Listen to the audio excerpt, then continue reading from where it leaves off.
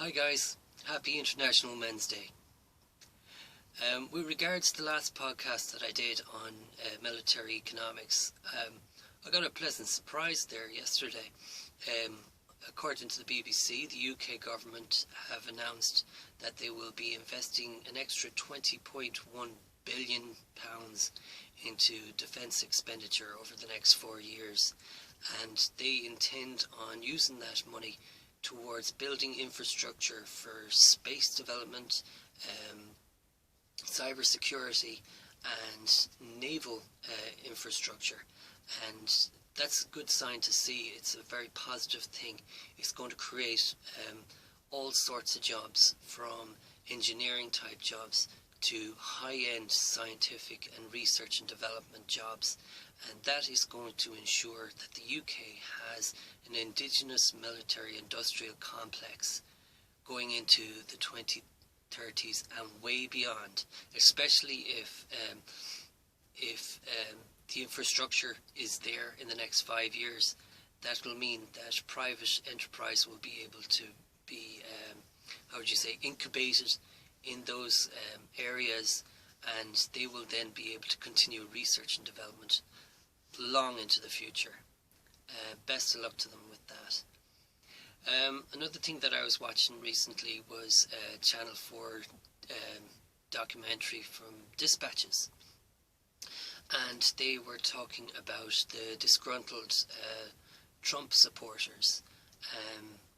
And what I got from that documentary was they seem to be reflecting that mainly that the more extreme of the Trump supporters were white, middle-aged, between 40s and 50s, and military backgrounds. And it got me thinking. It kind of struck a note with me, because I too am 40-something. I'm white, and yeah, I like to think of myself as a military man. So I asked myself the question, like, if I was in America and I voted for Trump, well, how would I be feeling?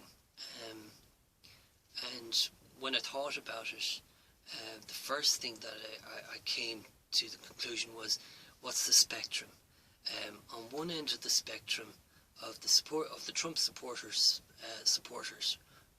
the more positive end would be a 40-year-old guy who's got a stable relationship, a stable family base, everything is happy and rosy, and he still votes for Trump.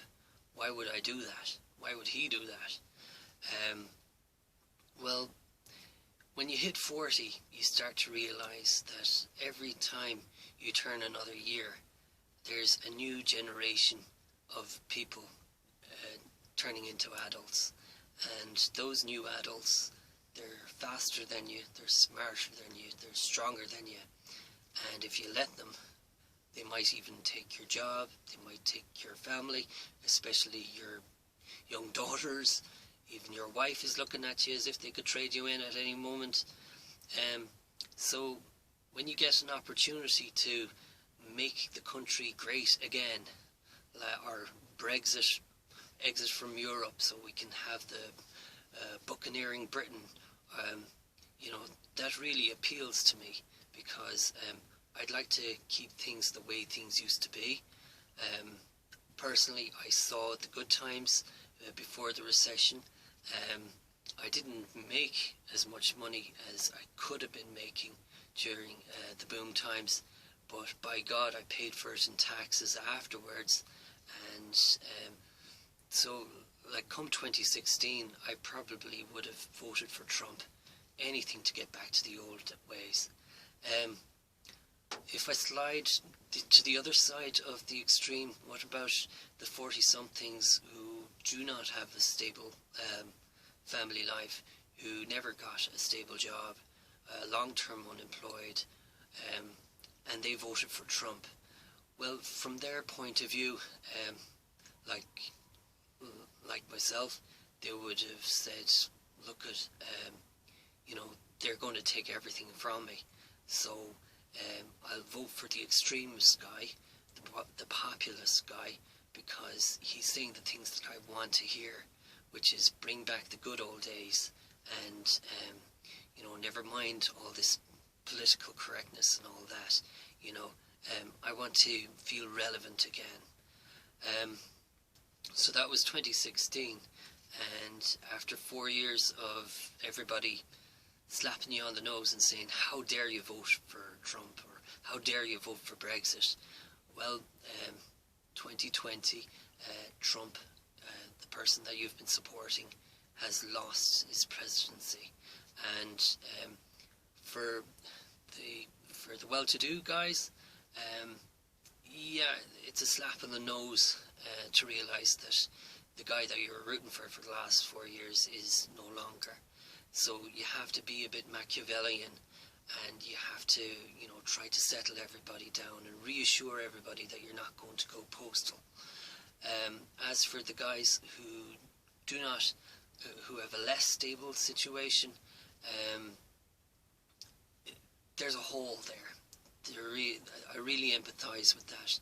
It's a gaping hole, because you've stood for your values, you've fought for them, you were prepared to argue day, night and day again, and pistols at dawn if need be.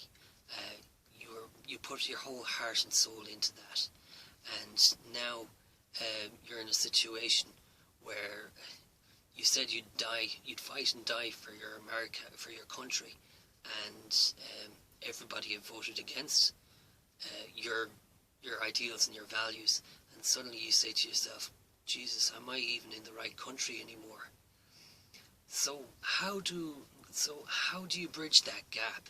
How do you fill that void? There's a German psychiatric word for it. It's called Gestalt.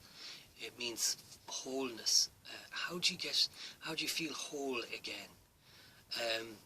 So I asked myself that question, and from the Midwest Rangers point of view, the 2 core values.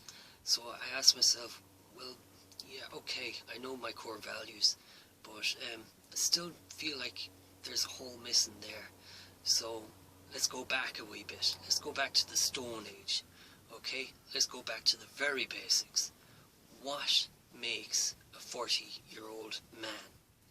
Okay, what did I need? What were my values if I was in the Stone Age?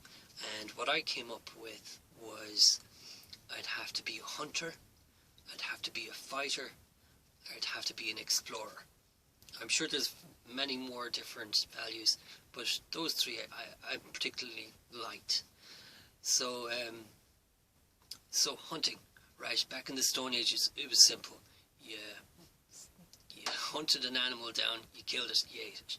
Okay, well, if you transfer that up to 21st century values, you get the whole idea of living off the land, gardening, breeding animals. You could go another way. You could look at creativity, how to trap animals, or technology. Where would that take you? Technology being, what's the most discipline you can do? Electrical engineering. One of my goals is to get a ham radio license.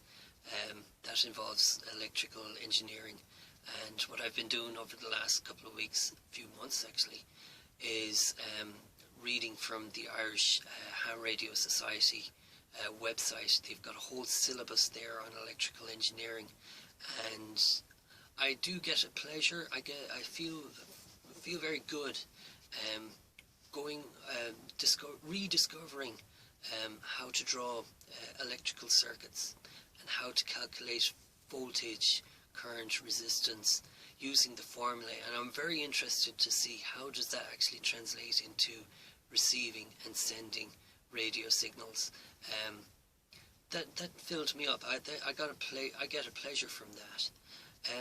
Another one of the Stone Age values, which is it? Hunting? No, fighting. Yeah. Back in the Stone Age days, it was simple. You used to try to get a stone into the skull of the other guy. Well, if you transfer that up to 21st century, without going down the physical side of it, like the martial arts and all that, what about the whole side of team building, forming groups, social sciences, politics, economics? And there, again, there was that pleasant surprise that I had yesterday, that premonition of what's going to happen with Brexit. And, you know, I got a genuine positive vibe about that. Finally, the last value that I was looking at was exploration. Of course, back in the Stone Ages, they went everywhere. And why can't we today? Like, it'd be nice, maybe not in my 40s, but in my 50s perhaps, to have an international driving license. Just drive south for 5,000 kilometers and then drive north, east for a few thousand kilometers and see how far you can go before the wheels fall off the vehicle. Whatever it is, if you have a hole in your life, I hope you take inspiration from looking at my videos, and if you see something you like, or if there's anything at all you'd like to comment on, just leave something there in the comment section, or a like. It'd be nice, it'd be appreciated. Thank you, take care.